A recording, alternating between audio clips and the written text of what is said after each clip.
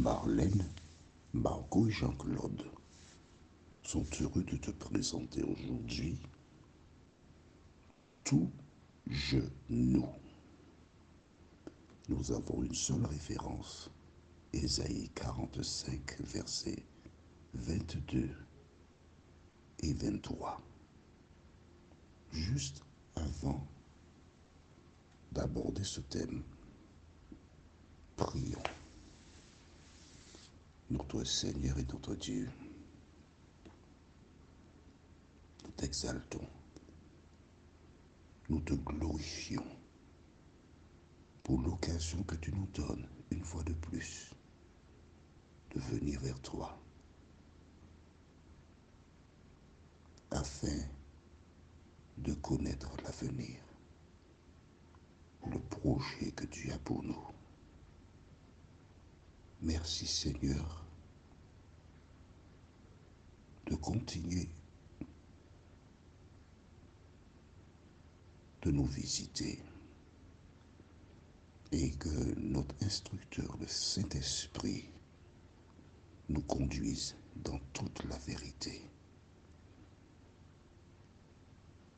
Nous te réclamons cette grâce au nom de Jésus et pour ta gloire éternelle. Amen. Aujourd'hui, je voudrais encore faire une récapitulation. En fait, je voudrais te raconter ce que nous avons lu jusqu'à la référence du jour. Parce que lire les Écritures est une chose. Raconter ce que nous avons lu est, à mon sens, encore plus efficace.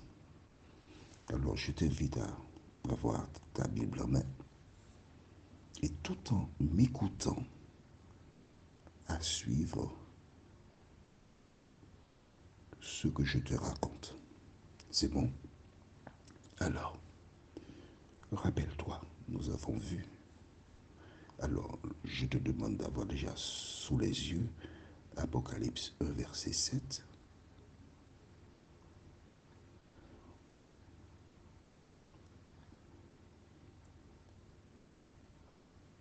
Ensuite, 1 Thessaloniciens, chapitre 4, versets 13 à 16.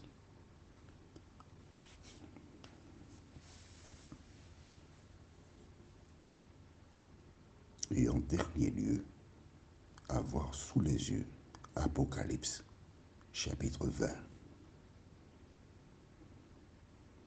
Et là maintenant, tu t'installes et nous partons pour l'explication. À cause de la méchanceté, Dieu a détruit les habitants du temps de Noé. À cause de l'immoralité et de la perversité, Dieu a détruit les habitants du temps de l'eau par le feu. Mais en détruisant les hommes par l'eau du temps de Noé, Dieu a clairement dit qu'il ne détruira plus la terre par l'eau, mais que la terre est réservée pour être purifiée par le feu. Avec ces informations, tu penses bien que Dieu a largement informé les hommes qu'il viendra pour juger les vivants et les morts. Comment cela se fera-t-il? Un soir, parce que la Bible indique qu'il viendra au moment où on ne s'attend pas, au milieu de la nuit, selon le récit des 10 vierges. Et à ce moment, les hommes seront surpris, parce qu'on ne connaît ni le jour ni l'heure. soudainement, après différents signes, Jésus paraîtra dans le ciel et à ce moment, tout œil le verra. Tout œil. Il sera inutile de demander pardon parce que les cas seront déjà scellés. Alors, écrit Apocalypse 22, versets 11 et 12. Nous allons lire cette référence. Apocalypse 22, versets 11 et 12.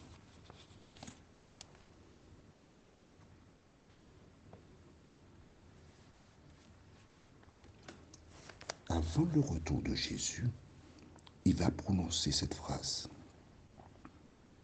Apocalypse 22, verset 11. Que celui qui est injuste soit encore injuste. Que celui qui est souillé se souille encore. Et que celui qui est saint se sanctifie encore. Quand il dira cela, tous les cas seront scellés. Tu ne pourras pas changer de camp. Si tu n'as pas accepté Jésus, c'est terminé. Et maintenant le verset 12. Voici, je viens bientôt, et ma rétribution est avec moi, pour rendre à chacun selon ce qu'est son œuvre. Donc tu vois, quand Jésus paraîtra dans le ciel, tout sera déjà terminé. Alors, dans 1 Thessaloniciens 4, versets 13 à 17, la Bible déclare qu'au son de la trompette de Dieu, les morts en Christ ressusciteront, immortels et incorruptibles. Les saints, c'est-à-dire les personnes qui attendent le retour de Jésus. Qu'est-ce qu'un saint? Dans Apocalypse 14, verset 12, nous avons vu. C'est ici la persévérance des saints qui gardent les commandements de Dieu, qui ont la foi de Jésus. Donc, ceux qui ressuscitent sont aussi des saints. Ces deux catégories seront transformées et auront un corps immortel et incorruptible. Qu'advient-il des autres? La Bible déclare l'aspect de Jésus les détruira. Ils sont morts. Est-ce que c'est clair jusqu'à présent? Parfait. Qu'arrivera-t-il ensuite? Toujours selon 1 Thessaloniciens 4, verset 17. Les personnes ressuscitées et les saints vivants sur les nuées seront enlevés dans les airs. Ça veut dire qu'ils laissent la terre, conformément à ce que Jésus avait dit dans Jean 14, versets 1 à 3. Que votre cœur ne se trouble point. Croyez en Dieu et croyez aussi en moi. Il y a plusieurs demeures dans la maison de mon Père. Si cela ne l'était pas, je vous l'aurais dit. Je vais vous préparer une place.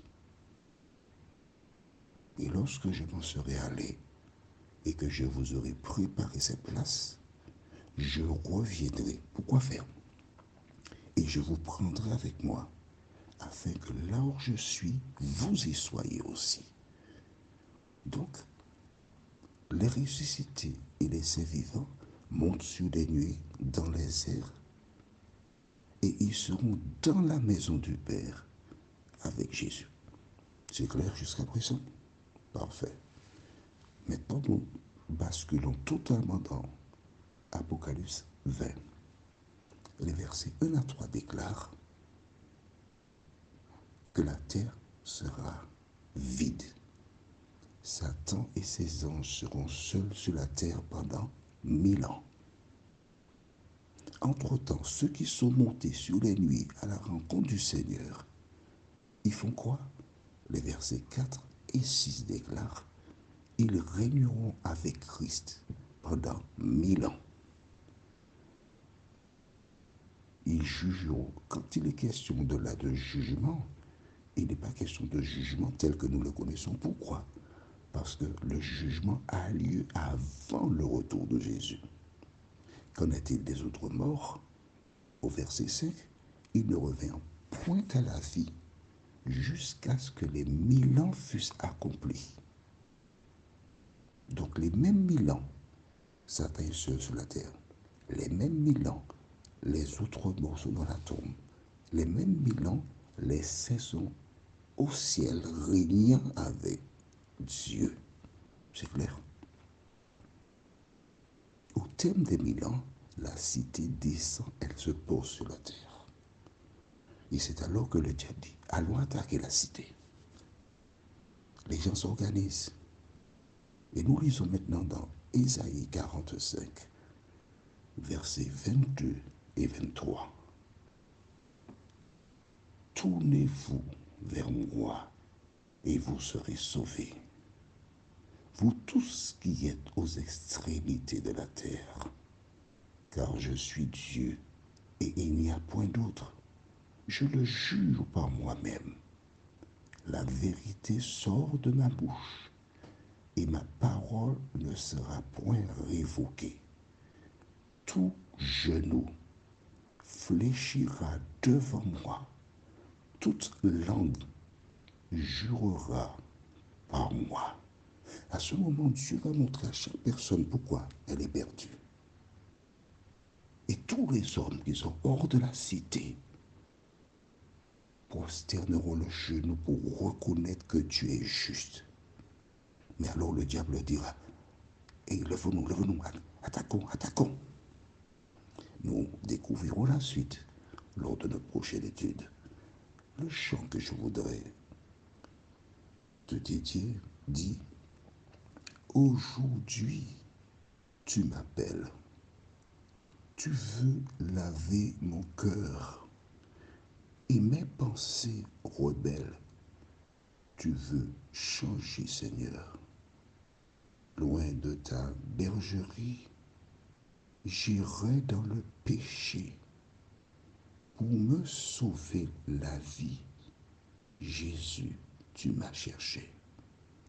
À travers cet audio, Jésus te cherche. Fais le bon choix. Prions.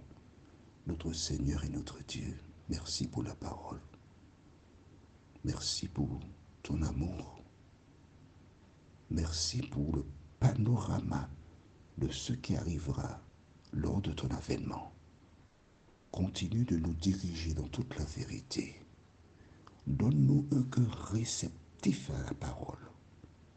Nous t'en prions. Au nom de Jésus et pour ta gloire éternelle.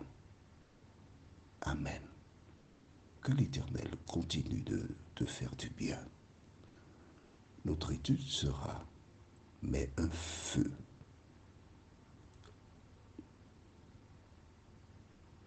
Parmi les références, nous avons Apocalypse 20, le verset 9. Il me tarde de te retrouver.